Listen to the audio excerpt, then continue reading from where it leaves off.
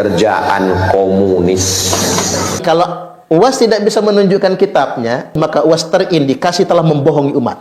UAS terindikasi telah memanipulasi umat dan memaksakan sebuah indoktrinasi, memaksa umat untuk percaya Ba'alwi merupakan keturunan Nabi. Tuduhan komunis itu setara dengan tuduhan kafir. Tidak ada catatan sama sekali. Oke, siapa yang akan bertanggung jawab ini? Saudara Taufik Assegaf, Ketua Rabitatul Alawiyah, harus jawab ini. Antum jangan cuma ngaku-ngaku cucu Nabi. Habib Rizik, Bahar bin Smith, harus dijawab ini. Hanif Al-Attas harus menjawab ini semua. Ustadz Abdul Somad, Anda wajib menjawab. Kalau Anda paksakan itu semua, ini pembodohan. Bahkan bukan hanya pembodohan, ini penipuan ini namanya. Yang nggak boleh itu, kita ini secara saintifik DNA-nya bukan dari Nabi, kok ngaku-ngaku cucu Nabi, itu aja masalahnya. Kata kuncinya cuma satu itu.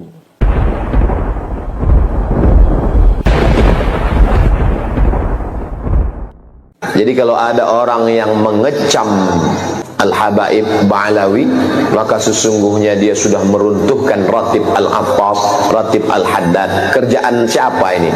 Kerjaan komunis. Karena yang benci kepada zuriat Nabi SAW hanya orang yang tidak bertuhan. UAS mengatakan orang yang menolak nasab Ba'alwi adalah komunis, karena orang yang membenci zuriat Nabi adalah komunis. Kita balikan ke UAS. Apa benar Ba'alwi itu zuriat Nabi? Ini yang mesti dipertegas. Wong kenyataannya Ba'alwi itu bukan zuriat Nabi.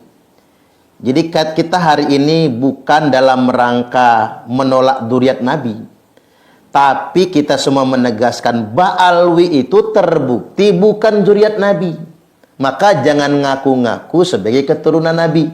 Lalu UAS mengatakan orang yang menolak Ba'alwi sebagai cucu Nabi justru dengan tuduhan komunis. Apa yang dilakukan UAS ini merupakan pembodohan terhadap umat. Ini pembodohan sebetulnya. Umat itu diberikan ilmu, bukan diindoktrinasi, apalagi diancam.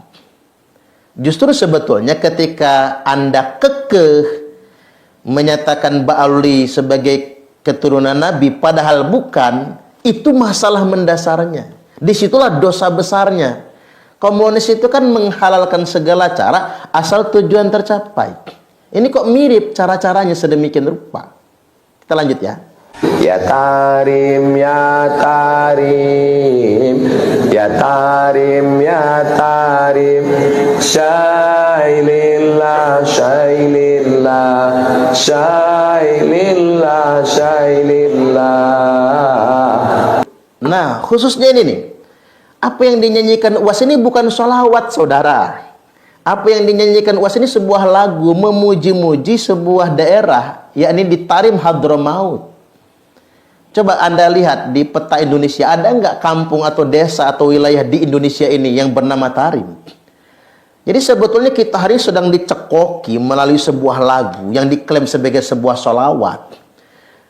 Tanpa sadar kita sudah memuji-muji bangsa orang lain lalu merendahkan bangsa kita sendiri. Maka saya ingin himbau kepada santri-santri, tim-tim hadrah, jangan lagi melantunkan ya Tarim, ya Tarim. Mending Anda nyanyi lagu Indonesia Tanah Air Beta. Di sana tempat lahir beta, dibuai dibesarkan bunda. Jadi lebih baik kita nyanyi lagu Indonesia Tanah Air Beta, Indonesia Raya dan lain sebagainya, daripada lagu orang kemudian kita bangga-banggakan di dalam negeri. Muhammad An-Naqib punya anak laki-laki namanya Isa Ar-Rumi. Isa Ar-Rumi punya anak laki-laki namanya Ahmad bin Isa Al-Muhajir. Kenapa disebut Al-Muhajir? Karena dia pindah dari Irak ke Tarim. Lalu kemudian pindahlah Ahmad bin Isa Al-Muhajir ke Tarim. Lalu dia punya anak laki-laki namanya Ubaidullah. Nah, kemudian gaya-gayaan saudara UAS ini, Ustadz Abdul Somad, menyebutkan silsilah Ba'alwi. Itu sebetulnya kuncinya sebetulnya. Nah, UAS hari ini bertanggung jawab.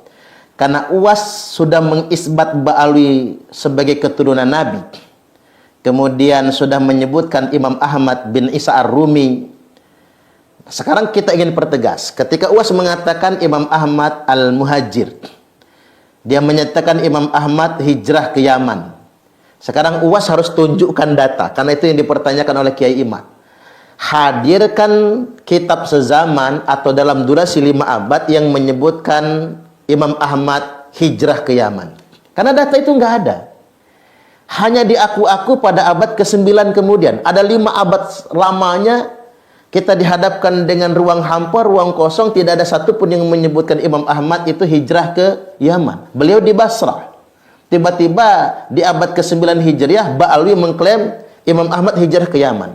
Nah, ini saya ingin tanya kepada UAS, Anda sebagai ustadz, sebagai penceramah, Anda harus bertanggung jawab. UAS harus hadirkan kitab yang menyatakan Imam Ahmad bin Isa hijrah ke Yaman. Kalau tidak, berarti Anda sengaja memanipulasi umat. Saya ulangi, kalau UAS tidak bisa menunjukkan kitabnya, penjelasan riwayat yang menyatakan Imam Ahmad bin Isa hijrah ke Yaman, hijrah ke Hadramaut, kalau tidak bisa menunjukkan itu, maka UAS terindikasi telah membohongi umat. UAS terindikasi telah memanipulasi umat dan memaksakan sebuah indoktrinasi, memaksa umat untuk percaya Ba'alwi merupakan keturunan Nabi. Setiap ustadz mau balik penceramah itu jangan asbun, jangan asal ngomong. Dia harus mempertanggungjawabkan apa yang dia sampaikan. Apalagi Anda sudah mengatakan yang mengkritisi nasab Ba'alwi adalah komunis. Tuduhan ini serius loh. Tuduhan komunis itu setara dengan tuduhan kafir.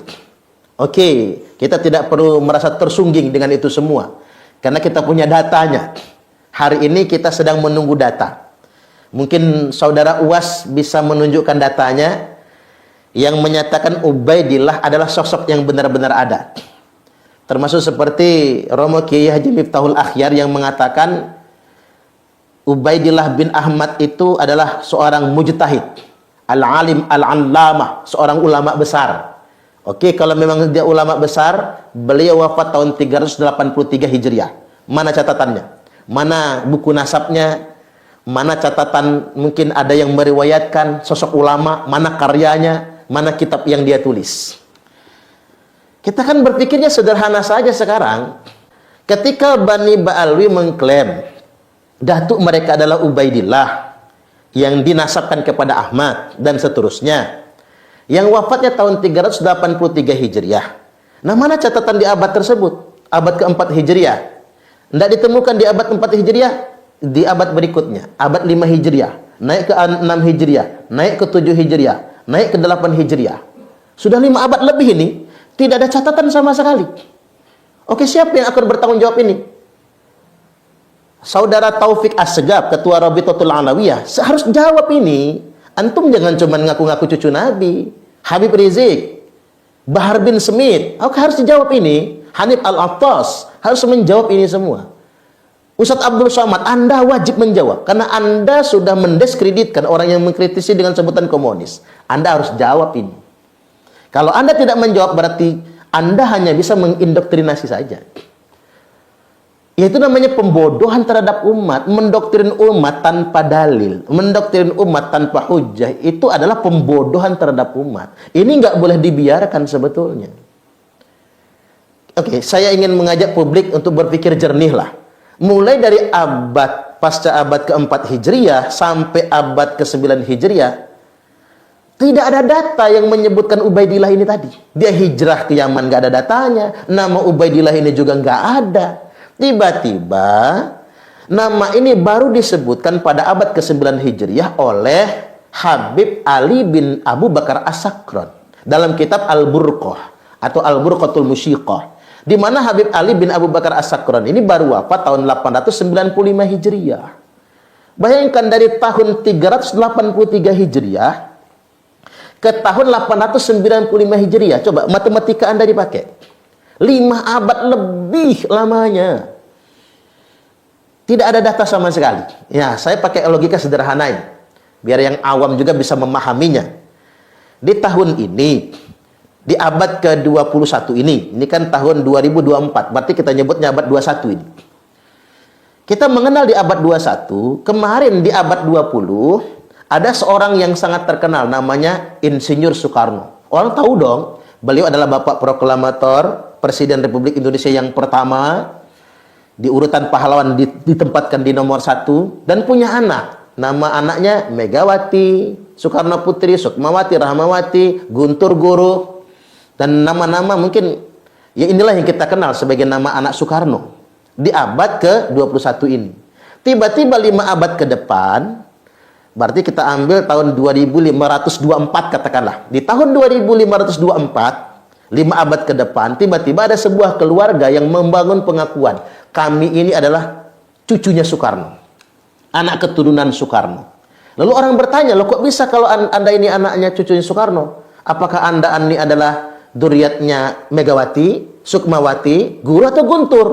Lalu kemudian keluarga ini mengatakan, klan ini mengatakan, kami adalah keturunan dari datuk kami yang bernama Suparman Soekarno Putra. Inilah yang disebut dengan ngaku-ngaku.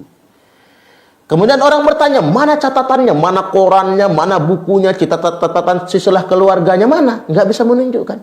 Orang periksa file-file pemberitaan di abad ke-21, abad 22, abad 23, ada abad 24, abad 25 diperiksa semua. Nggak ada. Pengakuan itu baru muncul di abad ke-26. Orang kemudian jadi bingung, mana ini datanya? Persis seperti itulah apa yang dilakukan oleh Ba'alwi hari ini. Mereka membangun pengakuan itu hari ini. Setelah 5 abad kemudian, bahwa kami adalah zuriat Nabi dari jalur Ubaidillah. Nggak bisa begitu, bos. Kalau begitu caranya orang ngaku-ngaku aja, yang penting hidung mancung. Nggak bisa. Kalau Anda paksakan itu semua, ini pembodohan. Bahkan bukan hanya pembodohan, ini penipuan ini namanya. Kemudian yang berikutnya, data terkait dengan catatan kitab nasab ini juga dilengkapi oleh kajian pakar DNA. Pakar DNA memastikan ini sains, ini ilmiah 100%, kita bisa menelusuri jejak asal-usul genetik seseorang. Tiba-tiba kemudian Rabitatul Alawiyah, kemudian Maktab Daimi yang selama ini juga menggunakan tes DNA untuk memastikan keabsahan nasab seseorang, bahkan Rizik Syihab pernah nantang semua yang ngaku-ngaku cucu Nabi wajib tes DNA, kata Rizik Syihab. Tiba-tiba hari ini anti DNA, lalu mengharam-haramkan DNA. Mau tahu nggak apa sebabnya? Coba mau tahu nggak apa sebabnya? Sebab paling utamanya adalah karena mereka sebagian sudah tes DNA dan DNA-nya terbukti G semua, nggak ada yang meleset. Itulah hikmah dan berkahnya mengapa Ba'alwi itu nggak mau menikahkan anak perempuannya kepada laki-laki yang bukan dari golongan mereka. Karena Allah ingin tunjukkan pada akhirnya tidak ada satupun dari keturunan mereka yang genetikanya bermutasi kepada jenis yang lain.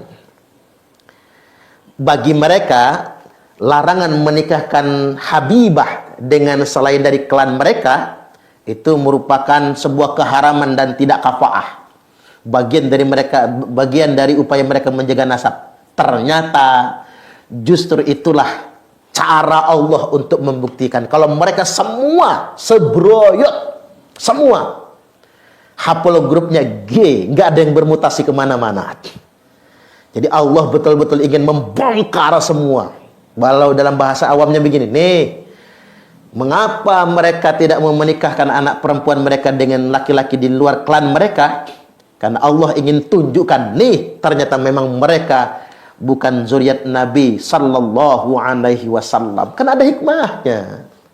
Selama ini kan kita mikir-mikir, ya ngapalah gitu ya. Ba'alwi ini, kalau perempuan mereka dinikahkan orang ahwal, orang pribumi, apalagi hidungnya pesek misalnya, mereka ngamuk-ngamuk, marah-marah, haram hukumnya, tidak kafaah dan lain sebagainya. Tapi di sisi lain, bahaya juga kalau perempuan mereka bercampur menikah dengan mungkin dengan keturunan Wali Songo.